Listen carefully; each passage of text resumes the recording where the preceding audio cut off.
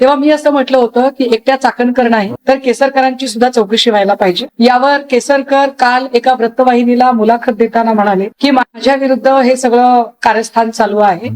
केसरकरांनी काल अशी ही पुष्टी जोडली की गुवाहाटीला जाण्यासाठी आणि त्यानंतर आल्यावर मी माझ्या पक्षासाठी जे काही केलं त्यामुळे माझ्यावर तो राग होता आणि तो राग व्यक्त करण्यासाठी या पद्धतीने शिवसेना युबीटीचे लोक विशेषतः सुषमा अंधारे, राऊत साहेब हे सगळे माझ्यावर तुटून पडत आहेत, ब्ला ब्ला ब्ला ब्ला. त्या सगळ्यांची उत्तरे एकदा दिली पाहिजेत. मुद्दा क्रमांक 1, जेव्हा केसरकर असं म्हणतात की माझ्या विरोधात कट कारस्थान आहे तेव्हा मला हा गंभीर आरोप वाटत नाही. मला हे अत्यंत बालिश आणि हास्यास्पद वाटतं. एक. दुसरं असं केसरकर म्हणतात की 39 लोक गेले, मला एकट्यालाच का टार्गेट करताय. याचा अर्थ केसरकर हे स्वतः मान्य करतात की होय मी खरातशी संपर्कात होतो, हे ते स्वतःच मान्य करतात. मुद्दा क्रमांक 3, जेव्हा केसरकर असं म्हणत आहेत की माझ्या विरोधात एक कारस्थान करण्याचा प्रयत्न केला जातोय कारण मी शिंदेचा विश्वासपात्र आहे. केसरकर खरं तर मला याच्यावर जायचं नाहीये कारण मला मुद्दा अजिबात डायव्हर्ट करायचा नाही, पण तुम्ही जर खरंच विश्वासपात्र असतात तर तुम्ही आता मंत्रिमंडळात राहिला असतात. तुमचा जर परफॉर्मन्स चांगला असता तर तुम्ही मंत्रिमंडळात राहिला असतात. ज्या अर्थी तुम्हाला मंत्रिमंडळातनं डिच केलेलं आहे त्या अर्थी तुम्ही किती विश्वासपात्र आहात किंवा तुमच्या कार्याचा आलेख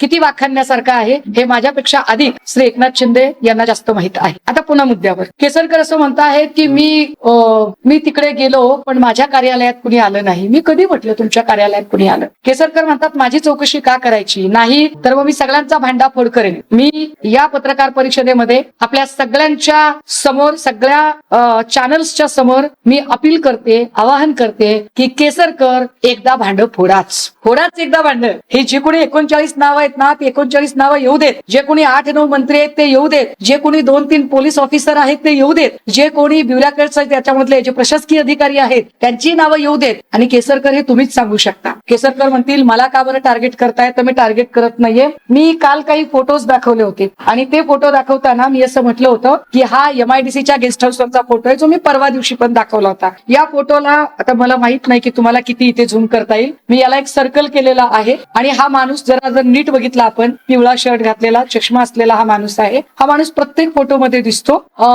केसरकर म्हणतात की मला का तुम्ही टार्गेट करताय. हा माणूस केसरकरांच्या सोबत काय करतोय याचं उत्तर केसरकरांनी दिलं पाहिजे. हा माणूस एका ठिकाणी नाही, एक महत्वाची मीटिंग चालू होती जी MIDC मध्येच होती. या मीटिंग मध्ये पण हा माणूस इथे दिसतोय, हा मीटिंग मध्ये दिसतोय. एवढंच नाही, मी जो चाकणकरांचा सगळ्यात आधी पहिला व्हिडिओ शेअर केला होता ज्याच्यामध्ये चाकणकर खरातची पाद्यपूजा करत होत्या तेव्हा खरातची पाद्यपूजा चालू असताना खरातच्या बाजूला बसलेला जो माणूस आहे तो हाच माणूस आहे. हा माणूस कोण आहे. हा का सारखा दिसतो. हा माणूस चाकणकरचा का सत्कार करतोय, कशासाठी करतोय. चाकणकरांचे फक्त शिवणी कटरशी संबंध होते. मग चाकणकर MIDCतल्या स्टाईस असोसिएशनचा प्रमुख, याचं नाव आहे मनकर्ण एकनाथ आवारे. नामकर्ण मी पुन्हा एकदा ते नाव सांगते. याचं नाव आहे नामकर्ण एकनाथ आवारे. कोण आहे हा नामकर्ण एकनाथ आवारे. जी माहिती मिळते त्या माहितीनुसार हा जगदंब पतसंस्थेचा प्रमुख आहे. जगदंब पतसंस्थेचा प्रमुख तुमच्यासोबत काय करत होता केसरकर तुम्ही सांगा मला. मी हे समजू शकते केसरकर की तुम्ही त्यांना आध्यात्मिक गुरु वगैरे मानला असेल. सॉरी, आध्यात्मिक हा शब्द खूप मोठा आहे. तुम्ही त्यांना गुरु मानला असेल, कुठल्या वेगवेगळ्या छाछू वंटो का फोर मध्ये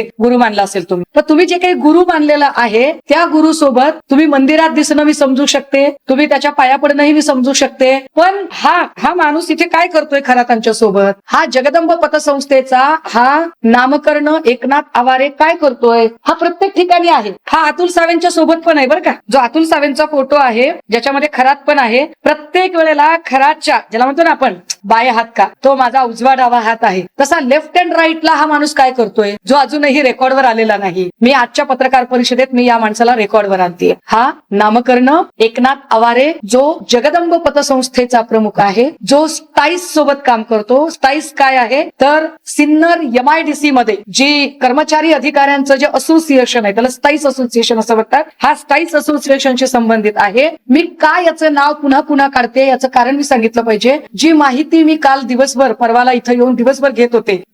मला खूप लोक म्हणाले की तुम्ही मिरगावच्या फार्म हाऊसला जाणार का. हे असले स्टंटबाजी करण्यात मी इंटरेस्टेड नाही. उगाच कुठेतरी जायचं, फोटो सेशन करायचं, काहीतरी व्हिज्युअल्स करायचे, असल्या स्टंट मध्ये इंटरेस्टेड नाही. मला टू द पॉइंट काम करायला आवडतं. या नामकर्ण एकनाथ आवारेची जेव्हा माहिती घेतली, विशेषतः संगमनेर मध्ये असेल, सिन्नर मध्ये असेल, सिन्नरच्या आजूबाजूच्या वाड्या असतील तिथे असेल, जेव्हा याची माहिती घेतली तेव्हा असं लक्षात येतं. लोक दबक्या आवाजात सांगतात की अनेक बड्या नेत्यांचे, अधिकाऱ्यांचे, कर्मचाऱ्यांचे पैसे ब्लॅकचे व्हाईट करायचं काम हा हा जगदंब पतसंस्थेमार्फत करत होता. खरं की खोटं पोलिसांनी तपासावं, पण याला रेकॉर्डवर आणणं गरजेचं आहे. अनेक लोकांचे ब्लॅकचे पैसे व्हाईट करण्याचं काम हा माणूस करतो. हा जगदंब पतसंस्थेचा माणूस आहे. हा माणूस केसरकरांच्या सोबत काय करतोय, आणि केसरकर तुमचं कार्यक्षेत्र शालेय शिक्षण मंत्री होतं. शालेय शिक्षण मंत्र्याचं एका पतसंस्थेच्या प्रमुखासोबत काय बोलणं चाललंय, कशासाठी हा माणूस तुमच्या सोबत सारखा सारखा आहे, या माणसाला आणि खरातला घेऊन तुम्ही कुठल्या आर्थिक व्यवहाराबद्दल बोलत आहात, याचं उत्तर केसरकर तुम्ही द्यावं लागेल. तुम्ही असं उडवा उडवीची उत्तर देऊन नाही चालणार की माझ्या विरोधात कट कारस्थान. काय तुमचा माझा बांधायला बांध नाही, तुम्ही काही माझ्या केळी नारळाच्या बागा तोडल्या नाहीत, तुमचा माझा मतदारसंघ एक नाही,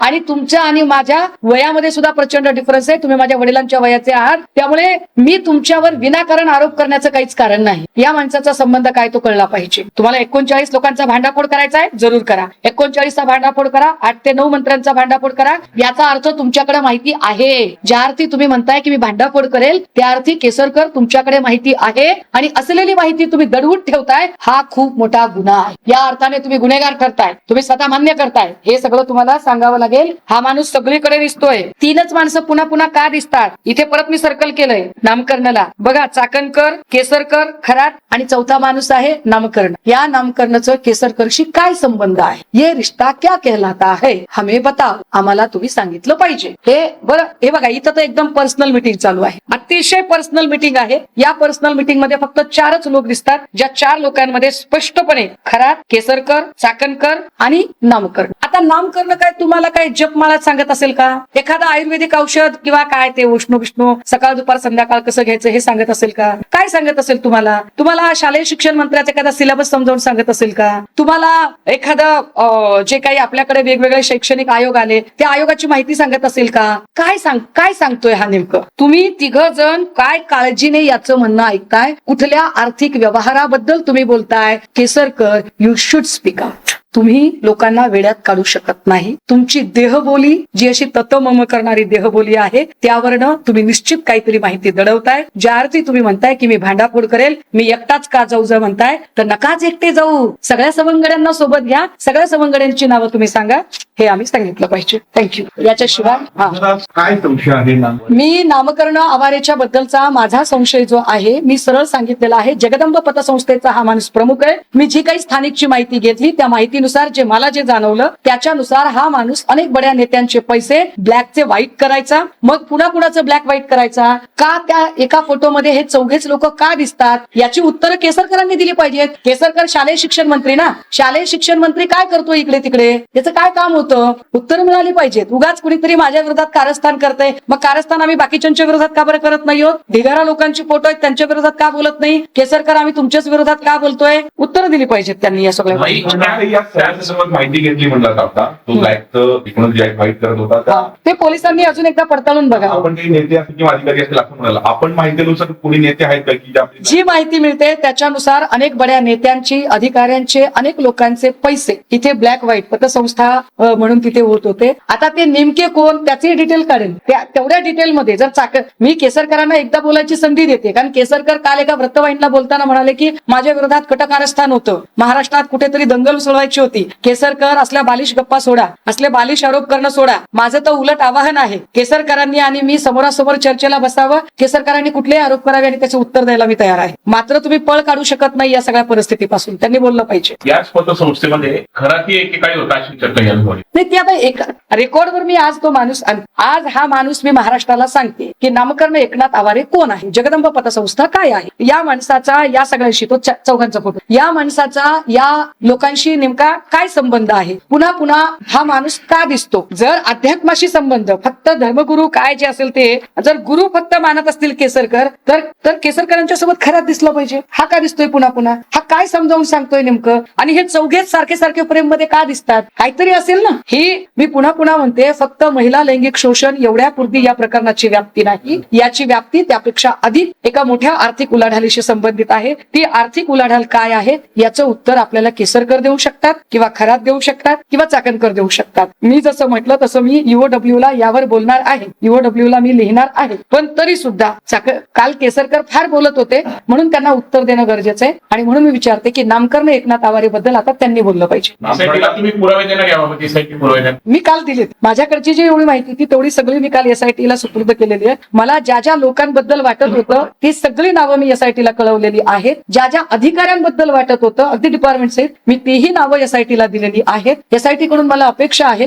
की या लोकांची म्हणजे यांना कुठलेही मंत्रिपदाचे किंवा आमदारकीचे प्रिव्हिलेज न देता या लोकांच्या चौकशा झाल्या पाहिजेत. कारण हा एक धडा गेला पाहिजे की महाराष्ट्रातल्या लेकी बाळी अत्यंत सुरक्षित आहेत, त्या सुरक्षित राहू शकतात, वावरू शकतात. यासाठी ह्या अशा पद्धतीच्या प्रवृत्तींना चाप बसला पाहिजे. हे नेमकं काय कशासाठी हे चौघे आले होते, या फोटोचं रहस्य काय आहे ते त्यांनी सांगितलं पाहिजे एकदा. तुम्ही परवाच्या दिवशी जे मुद्दे उपस्थित केले ते मुद्द्यांना उत्तर देताना केसर ज्या पद्धतीने बोलत होते त्या बोलण्याचा रोग किंवा एकूणच निष्कर्ष ते एकटे या प्रकरणात नाहीये आणि ही लोक आहेत असा सांगण्याचा त्यांनी एकूण प्रयत्न केला असं आपल्याला वाटतं. ते म्हणालेच ना की मी एकटा कुठे, 39 लोक होते, मलाच एकट्याला का टार्गेट करताय आणि जर असं केलं तर मी सगळ्यांच भांडं फोडेन. तर मी तर फोडा म्हणते, फोडा फोडा पटकन फोडा. दहीहंडी फोडल्यासारखं एकदा भांडं फोडूनच टाका. एकदा कळू देत की कोण कोण आहेत ते सगळे. कारण काल मी पुन्हा एक नवा फोटो बघितला, काय त्या सांगोल्याच्या दीपक आबांचा फोटो बघितला. बरं त्याही फोटोत पुन्हा खराब दिसतात, चाकणकर दिसतात, त्याही फोटोमध्ये हा माणूस दिसतो. हे फार विशेष आहे. त्यामुळे या नामकरणाचं काय नेमकं रहस्य आहे ते कळलं पाहिजे. नामकरण आवारे हे 2023 पर्यंत शिवनिका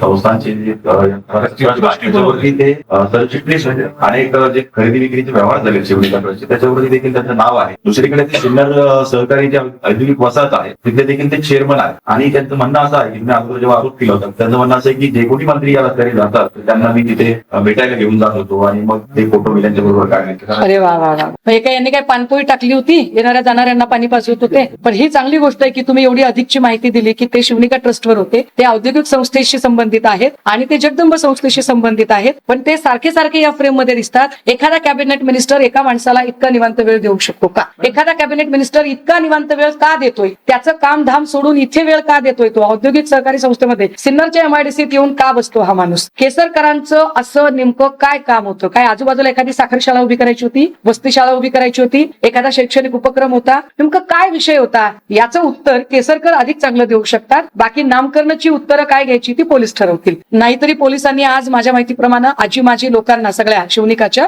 समन्स बजावलेला आहे. काही केसरकर ज्यावेळेस शिर्डीला येत होते दौऱ्याला त्यावेळेस ते सातत्यानं शिवनिका संस्थांमध्ये यायचे. आम्ही सुद्धा त्यांच्या बातम्या कव्हर केलेल्या आहेत आणि नामकरण आवारे यांनी असं म्हटलंय की एकूणच खरात यांचे सगळे उद्योग बघून मी 2-3 वर्षांपासून त्यांच्यापासून झालो. त्यांच्या संस्थांमधून मी राजीनामा दिलाय आणि माझ्या पतसंस्थेतून पण त्यांनी राजीनामा. आमचे संबंध संपलेले आहेत. परंतु केसरकरांचा काळ हा मागच्या 3 वर्षाचा काळ आहे, हे लक्षात. केसरकरांचा काळ जर असं म्हणत असतील आवारे तर केसरकर शिक्षण मंत्री होते ते मागच्या 3 वर्षातच होते. कारण माणसं मंत्री झाल्यावरच कोट जास्त घालतात. केसरकरांच्या सोबतचा मंत्री असतानाच्या कार्यकाळातला फोटो आहे, याची सॉफ्ट कॉपी माझ्याकडे आहे. त्या सॉफ्ट कॉपीचे डिटेल्स काढले की तो फोटो किती तारखेला किती वाजता काढलाय हे सुद्धा टायमिंग निघतं. त्यामुळे याच्यामध्ये ते लपवाछपवी करू शकत नाहीत. त्याची उत्तरं पण मी आवारेला आता प्रश्नच विचारत नाही, मी प्रश्न आता केसरकरला जास्त विचारते. तुम्ही जे फोटो दाखवत आहात ते एकाच दिवशीचे म्हणा किंवा एकाच कार्यक्रमाशी संबंधित आहे का? प्रश्न विचारायचं कारण असं की आवारेंचं असं म्हणणं आहे की एका कार्यक्रमासाठी ते सिन्नरमध्ये आलेले त्यावेळेस त्यांना इन्व्हाइट केलं होतं. ते चेअरमन आहेत, तुम्ही जे संस्था सांगितलं ते अध्यक्ष होते, त्या मानाने त्यांना तिथे बोलवलेलं होतं असं चांगली गोष्ट आहे ना. माझा प्रश्न असा आहे आपल्याकडे जे फोटो आहेत ते वेगवेगळ्या कार्यक्रमाचे वेगवेगळ्या दिवशी आहेत. माझा साधा प्रश्न आहे की असा काय विषय आहे की चौघेच बोलत आहे याचा ते त्यांना गुरु मानत होते. केसरकर त्यांच्याकडे काहीतरी धार्मिक पूजा श्रद्धा म्हणून जात होते, हे ठीक आहे. इथे काय करत आहे हा काय समजावून सांगत आहे? कोणता प्रोजेक्ट, कोणत्या उपक्रम, कोणतं फायनान्शियल डील काय आहे नेमकं? एवढा साधा प्रश्न आहे त्या प्रश्नात. आणि याच्यामध्ये हे चौघेच का दिसत आहे? जो एक शालार आयडी घोटाळा मोठ्या प्रमाणात नाशिकमध्ये झाला गेल्या 10 वर्ष आणि त्यावेळेस त्या केसरकरांच्या माध्यमातून अनेक शालार आयडी हे घरातने मंजूर करून घेतल्या होते. शाळांच्या मान्यता, तुकड्यांच्या मान्यता या काय घरातने स्वतः इंटरप्रेट करून घेतल्या असेल. बघा आपण तुम्ही काय किती चांगले पत्रकार आहात तुम्ही सगळे की तुम्हीच एवढी सगळी माहिती देताय. ही आनंदाची गोष्ट आहे की खरातच्या माध्यमातून एवढे सगळे म्हणजे जेव्हा शालार्थ आयडी घोटाळा झाला त्याच्यानुसार त्याच्यात काय तुकड्या वाढवून मिळाल्या, काय पटसंख्या, मंजुरी, ह्या सगळ्या गोष्टी. आता पत्रकारांनाच जर एवढ्या सगळ्या गोष्टी माहिती आहेत तर मग तर अजून काय कामच झालं. Yes.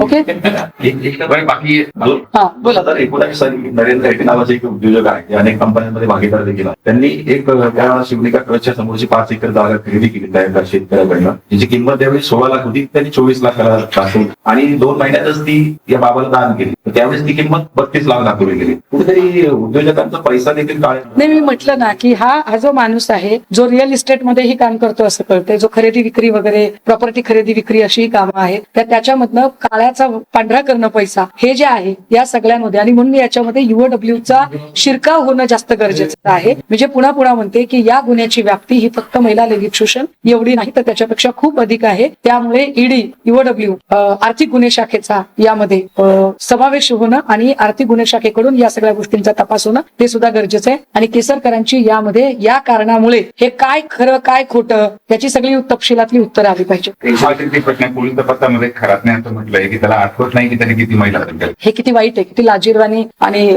आणि तरीही गृहमंत्री शाबासकी आणि स्वतःचीच पाठ थुकटून घेत आहेत की मी सगळं बाहेर काढलं. मुळात प्रश्न आहे की इतकी वर्ष तुम्ही सगळे गप्प का बसलात? 2.5 वर्षांचा अपवाद वगळता 7.5-8 वर्ष तुम्हीच गृहमंत्री आहात, तर तुम्ही शांत का बसलात? त्याच्यावर माझं परवा पण बोलून झालेलं आहे. तरी आपण जेव्हा नाशिकला आला त्यावेळेस 8 गुन्हे दाखल झाले होते, अजून 2 गुन्हे वाढलेले आहेत. अजूनही काही महिला समोर येऊन दाखल झाली शक्यता आहे. आज आपण आला तर नाशिकला काही या संदर्भात माहिती किंवा याच्यामध्ये अजून खूप जास्त गुन्हे दाखल होतील आणि जी माहिती आम्हाला त्याही दिवशी मिळाली होती त्याच्यानुसार तब्बल म्हणजे ज्या लोकांनी व्हिडिओज व्हायरल केले वाईट पद्धतीने, तर ते चुकीचं. हे पुन्हा एकदा मी सांगेल, असे व्हिडिओ कुणी व्हायरल करू नये. काही ठिकाणी तर व्हिडिओ ब्लर करण्याच्या ऐवजी आहेत तसे ते व्हायरल केले गेले. हे वाईट आहे. कुणाची लेखमाता असेल तर त्यांच्या इब्रतीचं रक्षा झाली पाहिजे. तरी सुद्धा पोलिसांनी त्यांच्याकडून तब्बल 197 साईट्स डाऊन केलेल्या आहेत आणि असे व्हिडिओ व्हायरल करणाऱ्यांवर अजून गुन्हे दाखल होऊ शकतात. त्यामुळे व्हिडिओ व्हायरल करणाऱ्यांनी ती गोष्ट नीट लक्षात घेतली पाहिजे. हा एक भाग. दुसरं असं की त्या दिवशी 8 होते, आता परत 2 गुन्हे दाखल झालेत. माझ्या माहितीप्रमाणे अजून 2 ते 3 गुन्हे येणाऱ्या 2 दिवसात पुन्हा दाखल होतील. कारण हळूहळू जेव्हा एकदा त्या सगळ्यांना विश्वास मिळेल की नाही आम्हाला न्याय मिळणार आहे आणि खऱ्या अर्थानं सकारात्मकतेनं हा तपास सगळा पुढे जाणार आहे, तेव्हा निश्चितच अनेक पीडित पुढे येतील. कारण आज चाकणकरांना सुद्धा समज बजावल्याची माहिती आपल्याच माध्यमातून पुढे येते. त्यामुळे चाकणकरांच्या चौकशीतनं सुद्धा बऱ्याच गोष्टी पुढे येतील. तपास योग्य पद्धतीने चालू वाटतं का? मी त्याच्यावरती परवा पण बोलले, परत एकदा सांगते की SITला आता जरी ती 14-15ला एस्टॅब्लिश झाली असली तरी 19ला 18 किंवा 19ला त्यांनी चार्ज घेतलेला आहे. त्याच्यामध्ये 19ला गुढीपाडवा होता, मध्येच रामनवमीची सुट्टी होती, पुन्हा शनिवार रविवारची सुट्टी होती. त्यामुळे SITला कामासाठी मिळालेले दिवस तसे 4-5 दिवस आहेत. त्यामुळे 5 दिवसात कुठेही जजमेंटल न होता आणि त्यावर काहीही भाष्य न करता आपण जरा थोडे आशावादी राहूया, थोडे सकारात्मकतेने बघूया. अर्थात त्याच्यात जर कुठे आपल्याला चुकीचं काही वाटलं तर आपल्याला आवाज उठवायला मोकळीक आहेच की, आपण त्याच्यावर बोलतच राहतो. खराब प्रकरणानंतर एकदम मागणी आठवते मला, अशा पद्धतीचे महाराष्ट्रामध्ये जे बंधुभाव आहे अशा सगळ्यांना शोधून काढावं आणि सर्च ऑपरेशन करावं गृह खाते खास करून, अशी मागणी गृह खात्याचे जे प्रमुख आहेत तेच राज्याचे मुख्यमंत्री आहेत आणि असे मुख्यमंत्री आहेत की ज्यांनी आपल्या मुख्यमंत्री पदाची शपथ घेताना त्यांच्या शपथविधीला डझनावारी असे लोक हजर होते. नाही, मी असं म्हणणार नाही, पण सगळेच तसे असतील का? सगळ्यांना खरंच सिद्धी प्राप्त असेल का? कारण ऋषिकेश वैद्यच्या सोबतचा एक फडणवीसांचा फोटो सध्या व्हायरल होते. त्यामुळे हे जे सगळं चित्र आहे मुळात यथा राजा तथा प्रजा. राजा किती विज्ञानवादी असतो त्यावर खाली ती पिढी तशी निपजत असते. मला वाटतं की ते तुम्ही सर्च ऑपरेशन वगैरे काय करायचे ते करा, पण त्याही पेक्षा आम्ही राजाश्रय अशा कुठल्या लोकांना देणार नाही.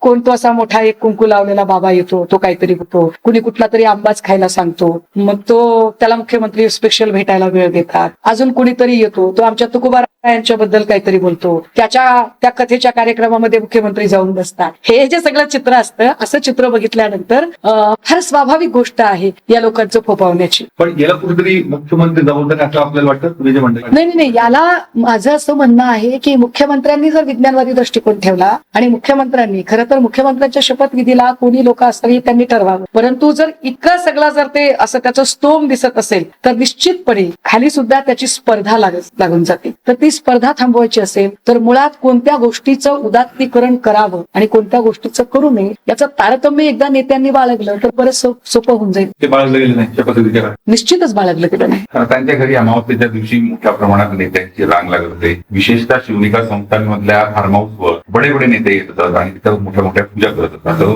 बोललं जातं. काय आपली माहिती आहे? नाही, मुळात ना माझा खरंच असल्या गोष्टींवर विश्वासच नाहीये. कसले अमावस्या, कसलं पौर्णिमा, सगळे दिवस सारखेच असतात. पण ते आता काय आपला विश्वासच नाही याच्यातलं काय आपल्याला ज्ञानच नाही. ते करंगळीच तेवढं मी फार सर्च करून काढलेलं मला त्याच्यातलं काही फार माहिती नाही. नंतर करंगळीचं जे उत्तर मिळालं तुम्हाला 2-3 जणांवर विचारलं होतं, ते किती आवडलं तुम्हाला? नाही, मला आवडायचा काय प्रश्न आहे साहेब. हा फक्त माझ्यासारख्या माणसाला आश्चर्य वाटू शकतो की काय योगा आहे असू शकतो. चाकणकर झाले, केसरकर झाले, तर फक्त नाव कोण? नाही, सध्या आपण केसरकरांवर थांबूया थोड्या दिवस. या पेजवर आपण थांबूया 2-3 दिवस आणि मग त्याच्यानंतर, कारण केसरकर आणि आवारे यांच्याकडनं पुढची माहिती आपल्याकडे येईल तेव्हा आपण अजून पुढच्या माहितीवर जाऊया.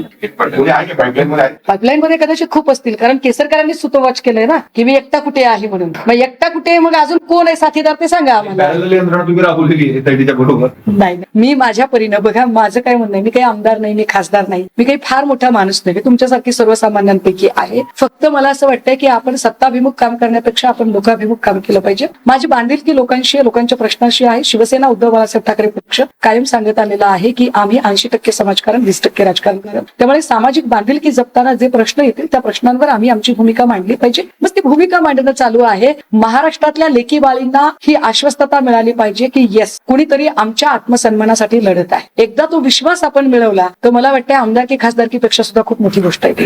आजचं तुमचं व्याख्यान आहे अध्यात्म राजकारण, हे याच प्रकरणाशी जोडून आहे की काय योग आहे? तुम्ही ऐकायला या ना दादा, तुम्ही तेच म्हटलं, ऐकायला या निश्चितपणे काहीतरी. कारण आता मलाही खूप दिवस झालेत व्याख्यान करून. मी आता किती वर्ष झालं मी बोलणं सोडलेलं आहे. म्हणजे इकडे बोलतेय तुमच्या सगळ्यांशी, परंतु एक असं लयबद्ध बोलणं माझं मी बऱ्याच दिवसांपासून थांबवलेलं आहे. त्यामुळे आज मी जे काही बोलणार आहे ते निश्चित तुम्ही ऐकायला यावं. तुम्ही सगळ्यांनी यावं. तुमच्या सगळ्यांना निमंत्रण आहे सादर. एक वेगळा प्रश्न आहे. अकोला जिल्ह्यातील अन्वी मिर्झापूर येथे केंद्राच्या रांगेमध्ये एका वृद्धाचा मृत्यू झालेला आहे आणि तो माजी सरपंच शिरसाट यांचा काल ते रांगेमध्ये होते. त्यांना उष्माघाताचा त्रास झाला, चक्कर आहे आणि ते चक्कर येऊन पडलेले असतानाच त्यांना जेव्हा उचलायचा प्रयत्न केला तेव्हा त्यांना मृत घोषित केलं गेलं होतं. एकीकडे सिलेंडरच्या रांगा लागत आहेत. मी किती वेळची निघालेली होते, मला वाटतं मला राहुल भाई यांनी फोन केला होता आणि तरीही मला यायला 3.5 ते 4 तास लागले. मला का उशीर लागला? कारण आम्ही प्रत्येक पंपावर जात होतो आणि डिझेल मागत होतो आणि डिझेलच नव्हतं. 4 पंपांवर आम्हाला डिझेल मिळालं नाही. 5व्या पंपावर आम्हाला अक्षरशः भांडाभांडी करून डिझेल घ्यावं लागलं.